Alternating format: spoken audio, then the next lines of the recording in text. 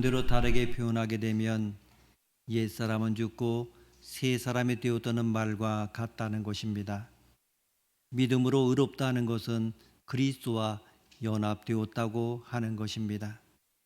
그리스도와 연합되었다고 하는 것은 예수님이 십자가에 죽으실 때 내가 죽었고 예수님이 부활하셨을 때 내가 살았다고 하는 것입니다. 죽은 것은 무엇이냐? 옛사람이 죽었다는 것입니다. 옛사람이 무엇이냐? 죄의 사람이라는 것입니다. 살아있다고 하는 것은 그리스도의 부활과 연합하여 살았고 새 사람으로 살았다고 하는 것입니다.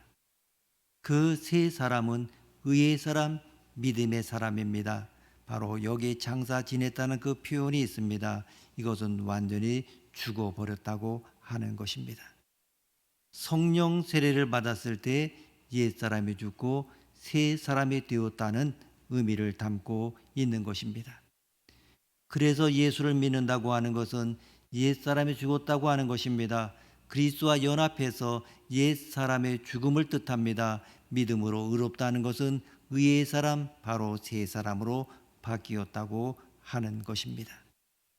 세상과 죄에 대하여 우리 자신을 말씀에 못 박아 장사를 지내면 예수 그리스도와 연합하여 주님께 접붙임 받음으로 새 생명을 얻고 삶 속에서 주님의 열매를 맺게 됩니다. 그런데 이것을 이해하고 깨달았다고 해서 삶의 문제가 해결되는 것은 아닙니다. 깨달은 다음에는 결단이 있어야 합니다.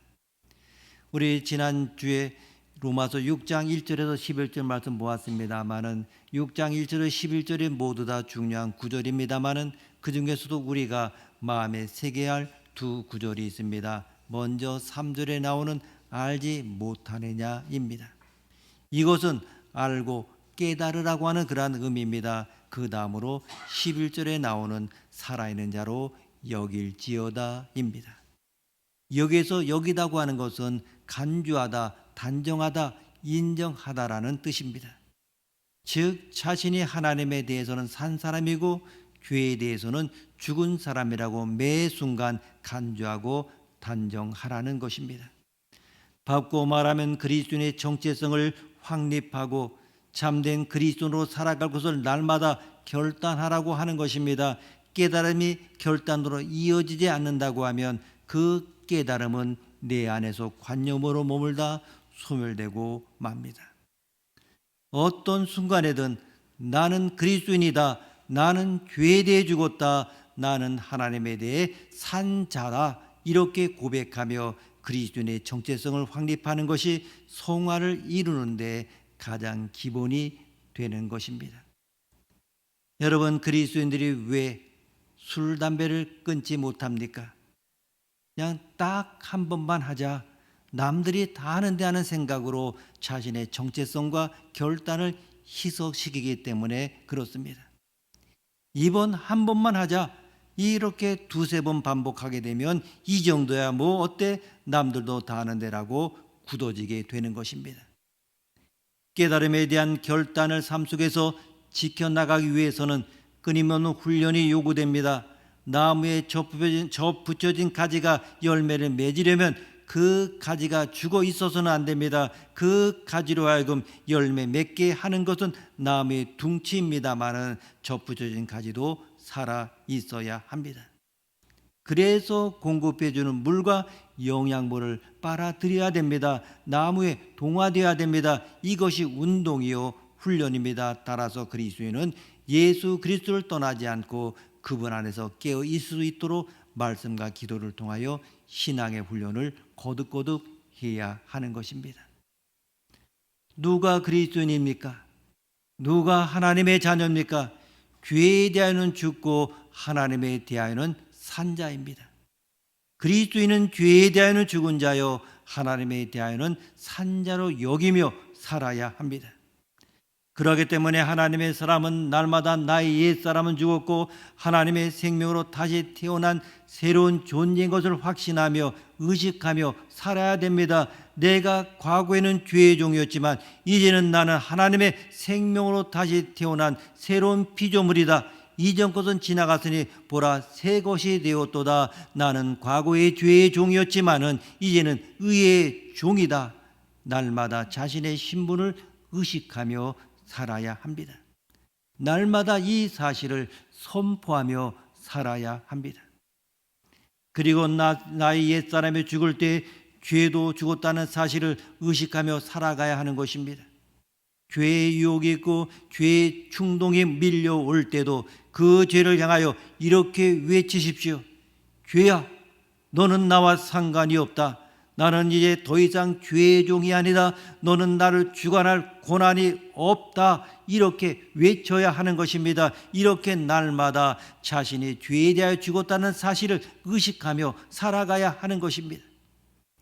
이렇게 내 자신의 신분과 더 이상 나와 관계할 수 없는 죄와 나와의 관계를 의식하며 살아갈 때에 우리는 지금보다 더 많이 죄와의 투쟁에서 승리할 수 있을 것입니다.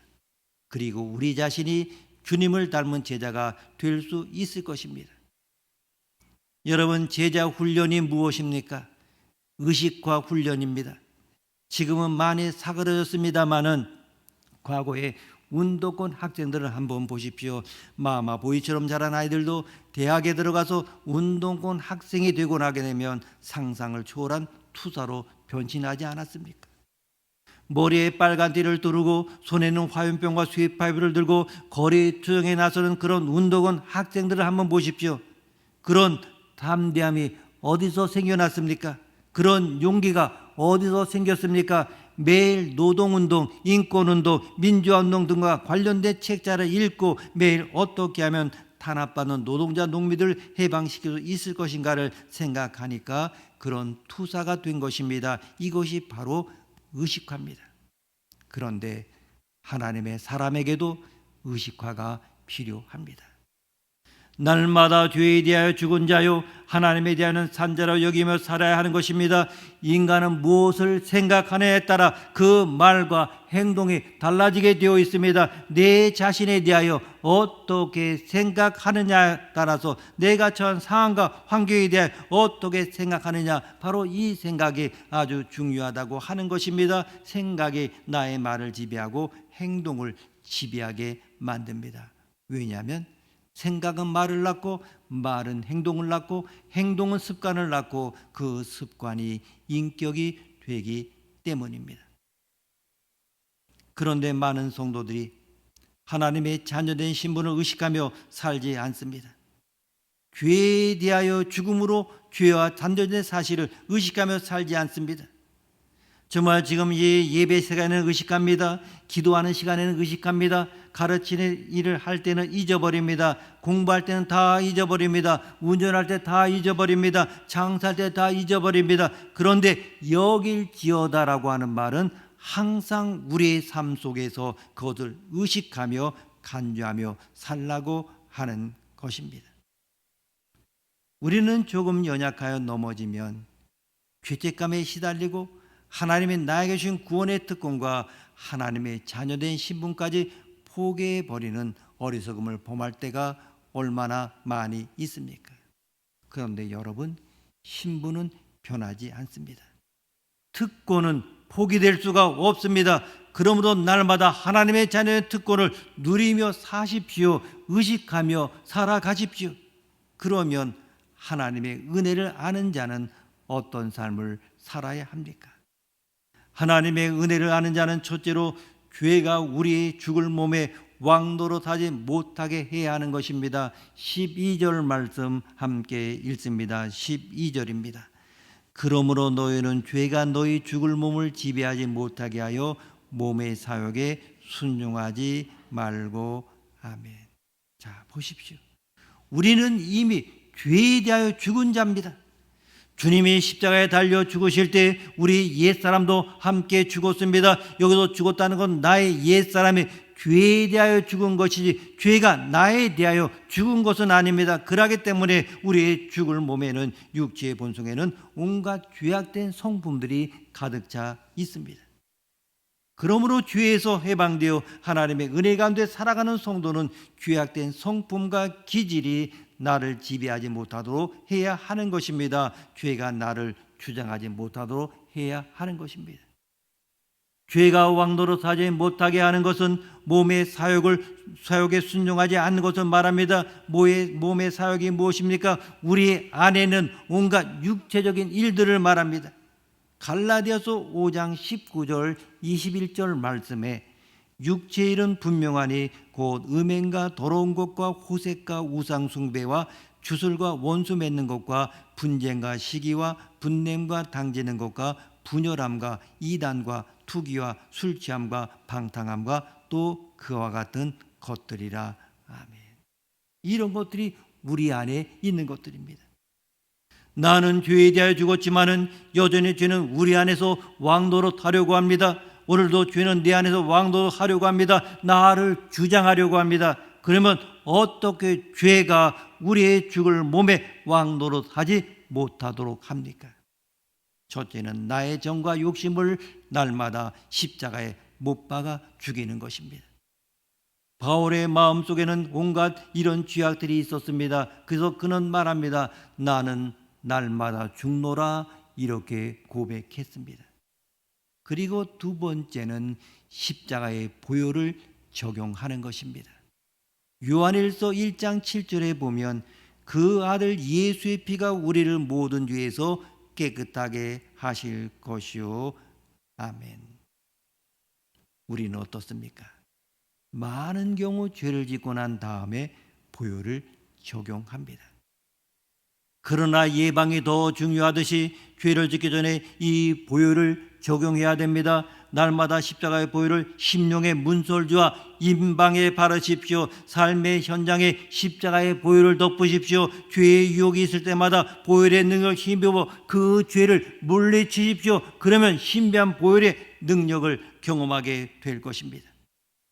그리고 하나님의 은혜를 아는 자는 둘째로 자신의 몸을 의의 무기로 드려야 합니다. 13절 말씀 함께 읽습니다. 13절입니다. 또한 너희 지체를 불의의 무기로 죄에게 내주지 말고 오직 너희 자신을 죽은 자 가운데서 다시 살아난 자 같이 하나님께 드리며 너희 지체를 의의 무기로 하나님께 드리라. 아멘. 여기서 중요한 단어는 지체입니다. 헬라어로는 멜로스인데 본래의 뜻은 백체입니다. 곧 우리의 백체 중 어느 부분도 죄의 무기가 되지 않게 함으로 증명되어야 한다고 하는 것입니다. 이 사지 백체 중 어느 한 부분이라도 죄의 도구가 되어 있다고 하는 것은 이미 욕망이 우리 영혼을 지배하고 있다고 하는 것입니다. 다른 지체마저도 불의의 무기가 될 수 있다는 위험성이 있다는 뜻이기도 합니다. 우리가 아는 대로 이스라엘의 이대 왕 다윗 어떻습니까? 다윗은 가장 먼저 눈으로 죄를 지었습니다.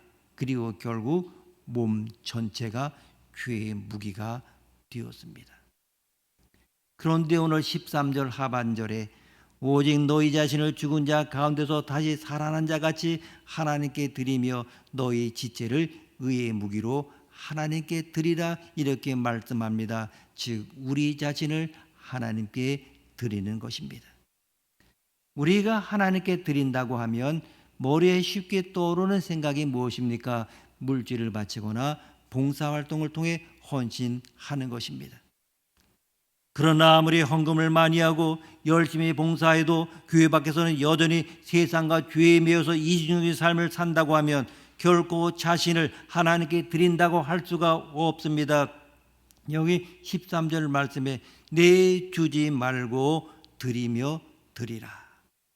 내주지 말고 드리며 드리라. 여기서 드린다고 하는 말, 바친다, 헌신한다는 의미를 갖고 있습니다. 그러니까 자기 몸을 하나님께 의의 무기로 드리라는, 그리고 하나님의 나라를 확장하는 일에 하나님의 사랑을 베풀고 예배하는 일에 헌신하라, 이런 말입니다. 이 땅에 사는 동안에 우리의 몸은 의의 무기로 쓰임을 받습니다. 우리는 전쟁터에서 무기처럼 쓰임을 받는 무기처럼 우리의 몸을 의의 무기로 드려야 합니다. 복음을 전하는 일에 여론의 발에 쓰임 받도록 드려야 됩니다. 하나님을 찬양하고 경배하는 일에 나의 손과 입과 마음을 드려야 합니다. 왜 우리 몸을 의의 무기로 드려야 합니까? 나의 옛사람이 그리스도와 함께 죽고 다시 살았기 때문입니다. 14절 말씀 함께 읽습니다. 14절입니다. 죄가 너희를 주장하지 못하리니 이는 너희가 법 아래 있지 아니하고 은혜 아래 있음이라. 아멘. 만약 하나님께서 우리에게 법만 주시고 너희 스스로 법을 지킬 때에만 구원을 받을 것이라 이렇게 하셨다면 우리는 한 사람도 예 없이 중도 탈락자가 될 것입니다.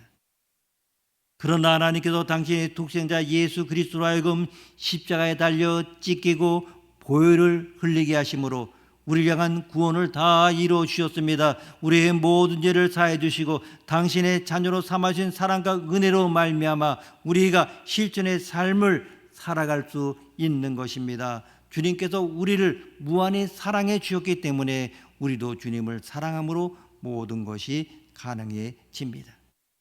사랑은 모든 율법을 뛰어넘는 힘을 지니기 때문입니다. 사랑에는 수고가 있습니다. 수고 없는 사랑은 사랑이 아닙니다. 그러기 때문에 우리가 주님을 사랑한다고 하면 사랑에 수고가 있어야 됩니다. 헌신이 있어야 됩니다. 드림이 있어야 됩니다. 시간도 의의 무기로, 물질도 의의 무기로, 취미도 의의 무기로, 재능도 의의 무기로, 직업도 의의 무기로 드리는 것입니다.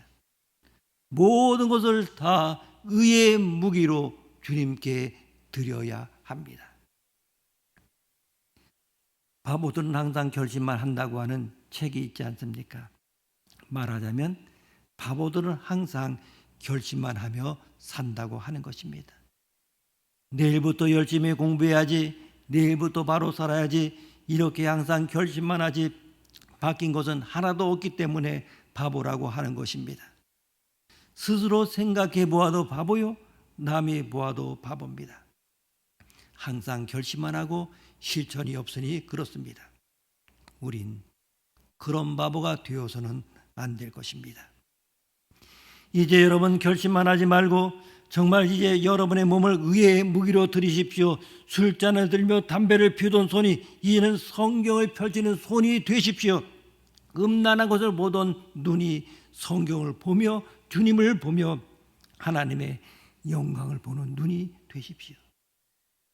세상의 노래만 부르고 불의한 말만 하는 입술이 하나님을 찬양하고 복음을 전하는 입술이 되게 하십시오. 하나님의 사람은 바쁘게 살아야 합니다. 여인들 중에서도 자녀를 5 이상 낳은 여인은 정신병에 걸리지 않는다고 합니다. 바쁜 사람은 정신병에 걸릴 시간이 없다고 하는 것입니다.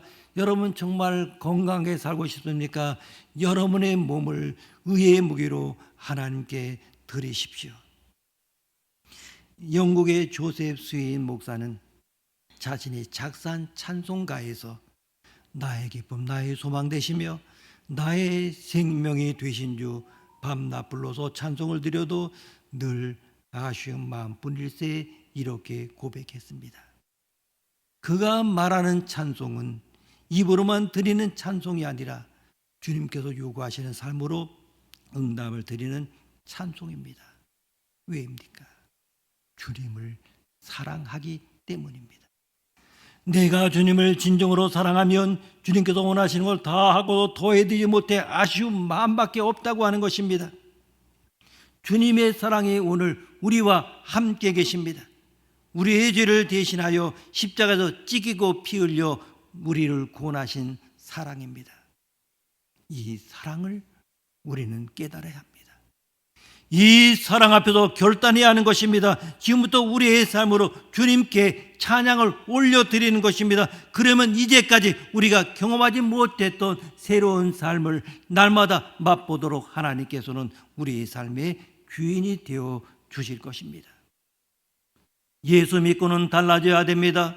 이제 마음이 달라질 뿐만 아니라 삶 자체가 달라져야 됩니다. 죄가 내 마음속에 들어오지 못하도록 이제는 막아야 됩니다. 누구의 지배를 받느냐? 의의 무기인 그리스도의 지배를 받아야 됩니다. 죄가 내 마음에 들어오지 못하도록 막아야 합니다. 너 내 주인이 아니야.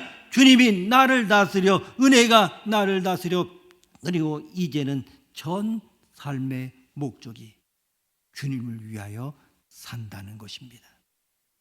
이제는 내가 불의의 무기가 아니라 의의 무기입니다.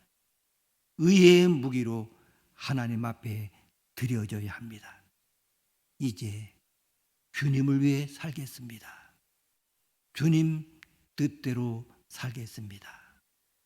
이런 다짐들이 우리에게 있기를 축원합니다. 기도하시겠습니다. 하나님 아버지, 우리의 죄를 대신하여 십자가에서 찢기고 피 흘려 우리를 구원하신 사랑을 알게 하시니 감사합니다. 이 사랑 앞에 결단하오니 이제까지 우리가 경험하지 못했던 새로운 삶을 날마다 맛보도록 하나님께서 우리의 삶의 주인이 되어 주옵소서. 존귀하신 예수님의 이름으로 기도드립니다. 아멘.